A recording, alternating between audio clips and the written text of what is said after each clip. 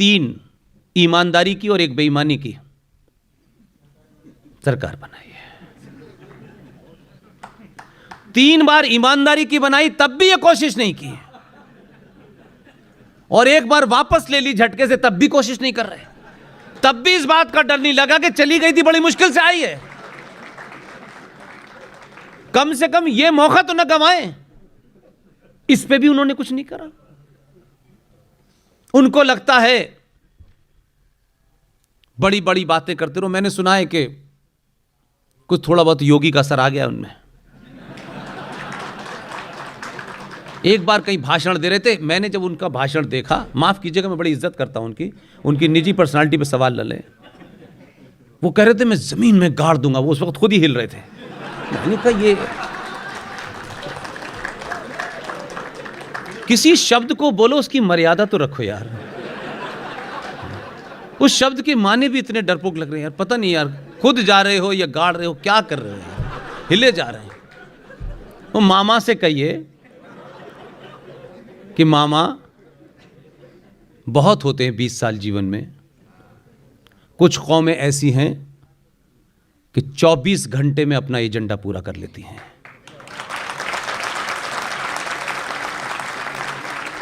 इसलिए कि ये हमारा है, कुछ कुछ जैसा लगता है हम जैसा ही, इस वजह से छूट नहीं होगी। राष्ट्रों के जीवन में 20 साल बहुत बड़ा समय होता है, बहुत बड़ा समय होता है। सबको जाना है, लेकिन जाने के बाद मामा जी से कहिएगा, स्कूलों की किताबों में तो पढ़ाया जाएगा कि एक आदमी 4 बार मुख्यमंत्री हुआ, यह तो पढ़ाया जाएगा, लेकिन राष्ट्र आपको याद नहीं रखेगा। आप किताब तक सीमित रहना चाहते हैं या करोड़ों लोगों को लाखों लाखों साल तक जिंदा रहना चाहते हैं, यह तय करिए। धार की बहुत बात होती है, धार नहीं सॉल्व करूंगा। धार में जो है, छोटे भाई का पजामा बड़े भाई का कुर्ते वाले के साथ खड़ा होकर के नमाज पढ़वाऊंगा। ये जो बीमारी है ना हमें, कि हमें हर एक आदमी का भरोसा जीतना है। कभी आपने यह कोशिश की कि हमारा कोई भरोसा जीतेगा कि नहीं जीतेगा? हम इतने दीनहीन क्यों हैं कि हमारा कोई भरोसा जीतना ही नहीं चाहता है। चलो आलू के भाव बिक रहे हैं, अपने अंदर वो पुरुषार्थ पैदा कीजिए, अपनी सामूहिक शक्ति को जानिए, अपने एजेंडों को बदलिए, अपने सरोकारों को समझिए, अपने महापुरुषों को याद कीजिए। जिस दिन भी भारत का 90 करोड़ सनातनी समाज अपनी सामूहिक शक्ति को समझ गया, मैं मानता हूं, मैंने बहुत चीजें पास से देखी हैं, जिस दिन भी आपने उसका डिमॉन्स्ट्रेशन किया, और आपसे मैं ये नहीं कहता कि रोज सड़कें आप रोक लें, कम से कम 5 साल में एक दिन आप ब्राह्मण हैं, ठाकुर हैं, बनिया हैं, जो भी कुछ हैं, अपने घर के चौखट के अंदर तक हैं। जब 5 साल में बाहर निकलें तो एक दिन सिर्फ सनातनी होकर बटन दबाएं।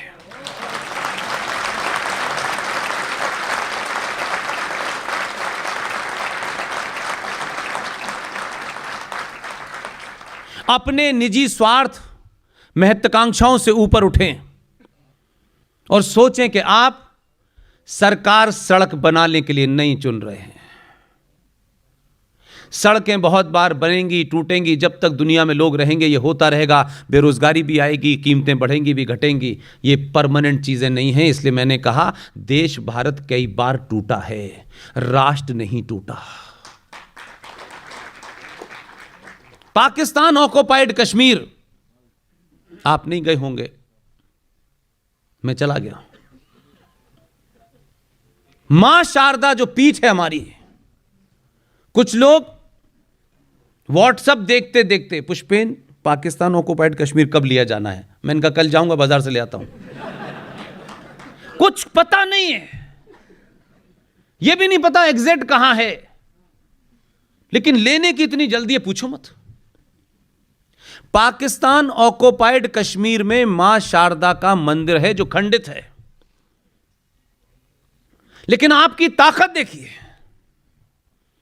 उस मंदिर में हर रोज दिया जलता है, हर रोज जलता है। कोई है जो आके जला जाता है। हमारी एक शक्तिपीठ है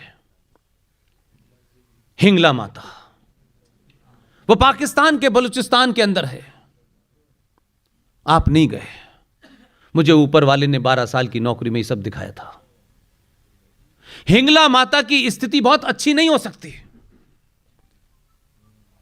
लेकिन हिंगला माता में रोज भजन पूजन हो रहा है। यह है राष्ट्र की शक्ति। राष्ट्र को नहीं तोड़ पाए वो अभी भी। जमीन के टुकड़े को अलग करना राष्ट्र का टूटना नहीं होता है। इसलिए प्लेसेस ऑफ वर्शिप एक्ट में मामा से कहिए कि धार में आप जो खेल कर रहे हैं वो ठीक नहीं है, और उनसे कहिए कि अब किसी और को भी चांस दीजिए।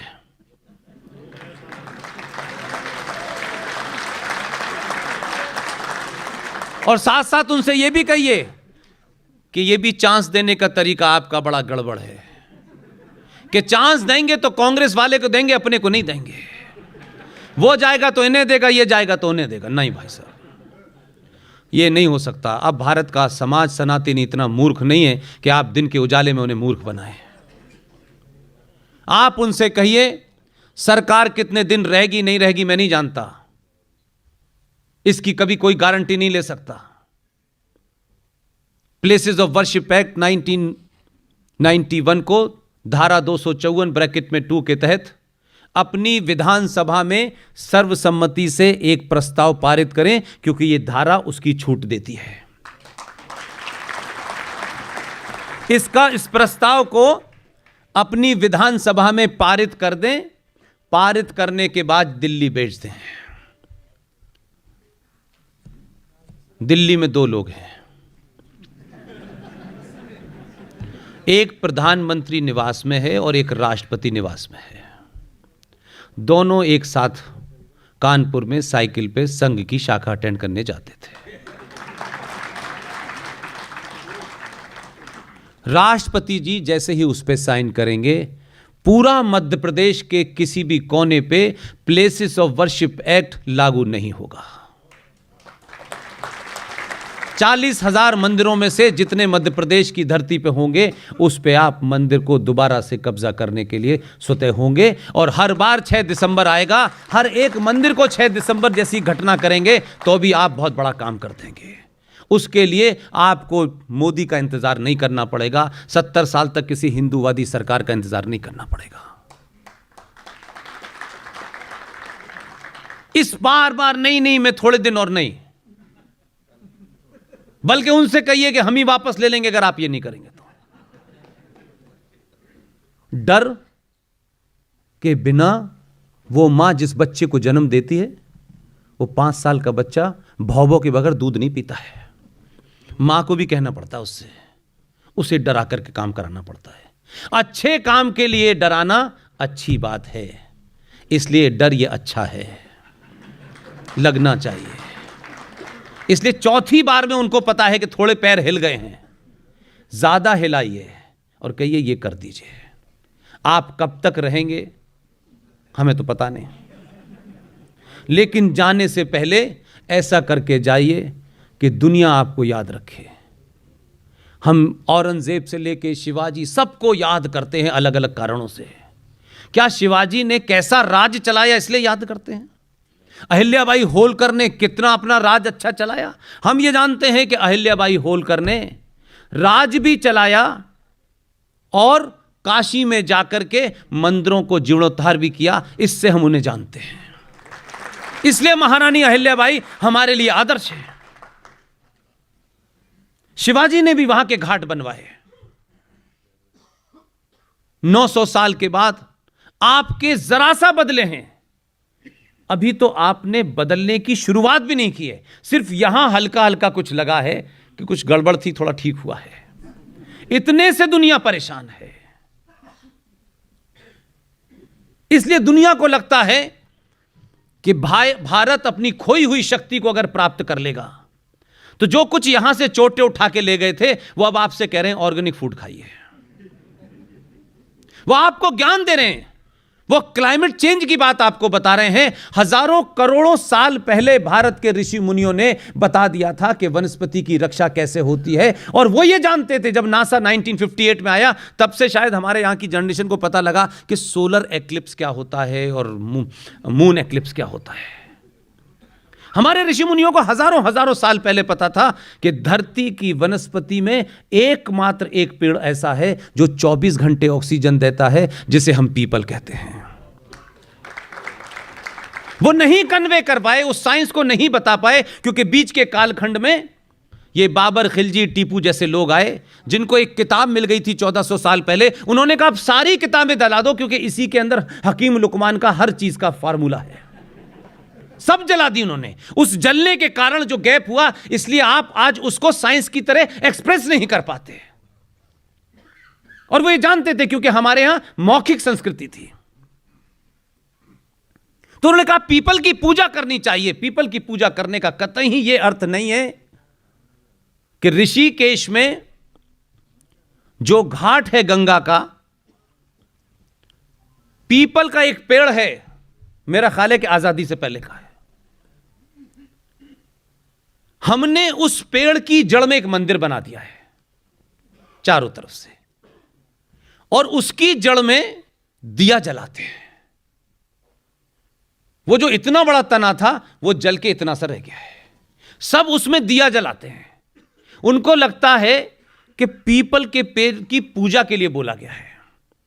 कुछ दिया जला देते हैं, कुछ लड्डू चढ़ा देते हैं, और कुछ कलावा बांध देते हैं। वो किसी दिन भी गिरने वाला है। क्योंकि ये जो पूजा करने का भाव था, ये सिर्फ इसलिए जोड़ा गया क्योंकि हम सिंबल को मानते हैं। हम किसी से अपनी आस्थाओं को जोड़ देते हैं ताकि उसके प्रति हमारा भाव शुद्ध हो। उन ऋषि मुनियों ने किसी ने नहीं कहा इसकी पूजा करनी है। वो नहीं समझा सकते थे कि इसमें पूजा के नाते हर मौसम में आप पानी का लोटा चढ़ाएंगे तो यह हमेशा हरा भरा रहेगा, कभी खराब नहीं होगा।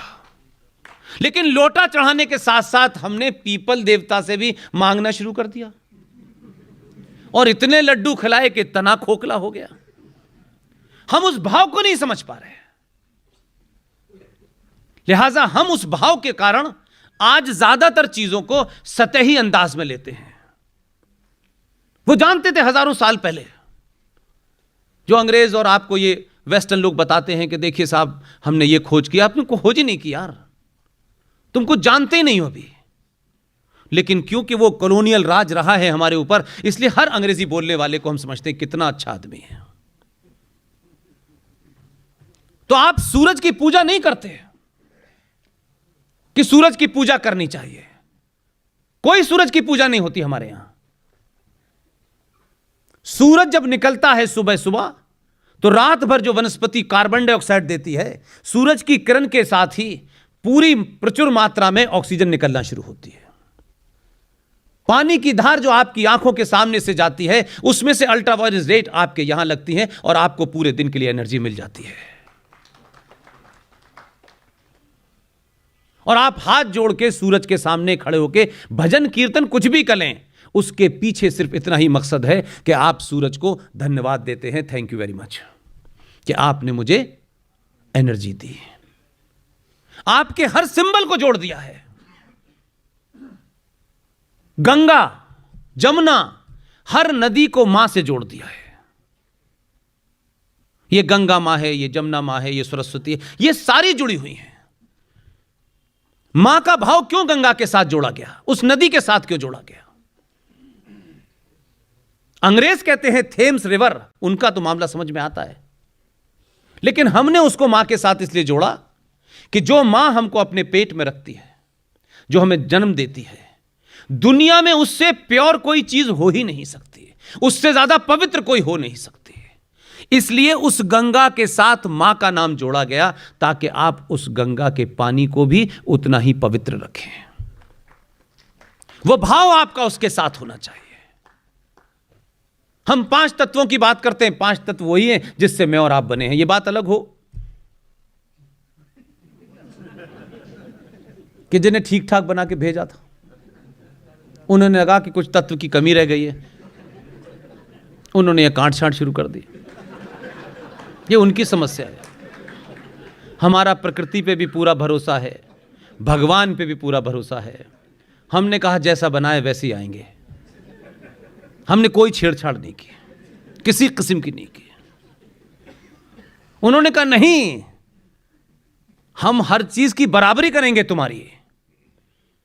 आपके संस्कारों में एक संस्कार होता था, और वो कोई ब्राह्मणों का या कोई ठाकुरों का नहीं था, हर उसमें होता था। उसे आप कहते थे जनेऊ संस्कार। वो बच्चा जब गुरुकुल जाने लायक हो जाता था, तब उस जनेऊ संस्कार को किया जाता था, और उसके पीछे मंशा यह होती थी कि जिस बच्चे का जनेऊ संस्कार हो गया है, उसको यह बोध कराना होता था कि तुझे ब्रह्मचर्य का पालन करना है, और जब तक तेरा ब्याह न हो जाए तब तक इस धरती पे बड़ी महिला, छोटी लड़की जो भी है, या तो तेरी बहन है या तेरी मां है। वो बोध कराने के लिए उसे डाला जाता था। उसके साइंटिफिक रीजन और बहुत सारे होंगे, लेकिन वो आए, उन्होंने कहा हम भी करेंगे, इसी उम्र में करेंगे। उन्होंने भी आपकी बराबरी करना शुरू कर दी। अब वो जनेऊ तो समझ नहीं पाए। आपने गलत समय पे गलत चीजें ईजाद कर दी। जैसे बंदर को उस तरह मिल जाए वो गर्दन काट लेता है। आपने कैंची बनाई, उन्होंने उल्टी सीधी चीजें काट ली। अब कहते हैं कि हम मुसलमान हो गए, इससे पहले हिंदू थे। अच्छा खासा उनको धन्यवाद देना चाहिए आपको कि हमने मुसलमान के दर्शन हमारे कारण हुए, क्योंकि कैंची हमने बनाई। ये अच्छे खासे हिंदू थे, गलती आपकी है। तो मैं कहना जो चाहता हूं आपसे कि आप उन मुद्दों को विषय बनाएं, उन बातों को लोगों के सामने रखें जो हमारे अस्तित्व के लिए खतरा है। किसी खास जाति, किसी खास वर्ग को लेकर के हम न सोचें। इसलिए जो वक्फ प्रॉपर्टी कानून 2013 भारत की संसद में पारित हुआ, दोनों सदनों से हुआ, हम उसके बारे में भी चर्चा नहीं करते। और हमारे हक में 1957 में एक चीज पास की गई दोनों सदनों से, हमें उसकी जानकारी नहीं है। ये जानकारी देगा कौन आपको? प्रधानमंत्री। उसके लिए संसद जाना है क्या? और पिछले 20 साल से संचार क्रांति के बावजूद भी आप नहीं जान पाए, इसका मतलब है आपका इंटरेस्ट नहीं है। आप एक झुंड हो सकते हैं, भीड़ हो सकते हैं। आपकी भीड़ से कोई डरता नहीं है। आपकी भीड़ से कोई ऐसा नारा नहीं निकलता है कि लोग दुनिया में कहें कि नारा ठीक है, इनका तथ्य, इनके फैक्ट ठीक है। कभी कभी ऐसा लगता है कि डर के मारे हम समूह की मानसिकता में खड़े हो जाते हैं, और हर इंडिविजुअल आदमी चाहता है मैं किसी तरीके से इस रास्ते से निकल जाऊं, मैं बच जाऊं, मुझे दूसरे से कोई मतलब नहीं है। 2013 में भारत की संसद के अंदर दोनों सदनों में जो कानून बना उसे वक्फ प्रॉपर्टी कानून कहते हैं। उस कानून की सारी एबीसीडी छोड़ दीजिए। उस कानून के तहत प्राइवेट, पब्लिक, मठ, ट्रस्ट, मंदिर, किसी भी जमीन पर कहीं भी भारत के अंदर वक्फ प्रॉपर्टी बोर्ड अगर यह दावा कर दे कि यह जमीन वक्फ बोर्ड की थी, इसके ऊपर मध्य प्रदेश सरकार ने यह गलत बनाया है। कानूनी तौर पे कानून क्या कहता है वो बता रहा हूं मैं आपको। वो ये कानून कहता है कि अगर वो इस जगह को क्लेम कर दें तो कानूनी तौर पे वक्फ बोर्ड आपको नोटिस भी नहीं देगा। उनको नोटिस आपको सर्व करने की आवश्यकता नहीं है, और आपको पता ही नहीं है कि इस जगह आपका क्लेम चला गया है। कानून में जो प्रावधान है सेक्शन 40 का, वो ये कहता है कि आपको नोटिस ना भी मिले, आपको पता भी ना हो, तो 3 साल के अंदर competent authority of this area Waqf board के उस क्लेम को लीगल मानेगी और धक्का देके इस हॉल से आपको बाहर निकाल देगी, इस पे ताला लगा के चाबी उन्हें दे देगी। और आपने अगर खाली नहीं किया तो एक शब्द उस कानून में लिखा है कि आप इनक्रोचर कहलाएंगे और फिर आप हाई कोर्ट में सुनवाई नहीं होगी। हजारों जगह प्रॉपर्टी वो 2013 से ले चुके हैं, आपको पता नहीं है। 1995 का था ये, 2013 में तो सिर्फ कानून बना है। 2005 में, इसलिए मैं कहता हूं जिंदा हैं तो जिंदा होने का परिचय दीजिए, भीड़ तो बहुत जगह मिल जाती है।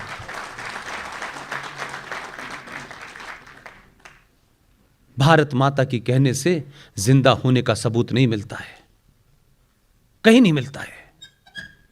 वो जिंदा हैं इसलिए अपने एजेंडे को खामोशी से करते हैं और चिल्लाते नहीं हैं। वो चाहते नहीं है कि पता चले आपको। और आप देखिए, ये बात अलग है कि हमने लाउड स्पीकर ना बनाए होते तो अल्लाह से बात ना हो रही होती उनकी। उसके बावजूद भी आप कहते हैं शिक्षा में पिछड़े हैं, तो आप शिक्षा में आगे जाके कर क्या रहे हैं? आपने क्या कर लिया? शिक्षा में बहुत आगे चले गए तो आप, दो लोगों को कोई नोबेल पुरस्कार मिल गया तो उससे देशों की गिनती होती है, उससे सभ्यताएं जानी जाती हैं कि हमें नोबेल प्राइज मिला था इसलिए हमारी सभ्यता बहुत महान थी। यहां तो एक ऐसे आदमी को नोबेल प्राइज मिला है हिंदुस्तान में, जिस आदमी ने एक गाना लिखा, जॉर्ज पंजम की स्तुति कैसे हो। जॉर्ज पंजम जब भारत आ रहा था, जो जनक था यहां के रूल का, उसकी स्तुति में लिख रहे हैं भारत भाग्य विधाता। उन्हें नोबेल प्राइज इसी गाने लिखने के लिए मिला कि जॉर्ज पंजम की स्तुति में उन्होंने ये जनगण लिखा, और हम कैसे कमजोर और डरपोक लोग हैं कि वो हमारा राष्ट्रीय गीत है।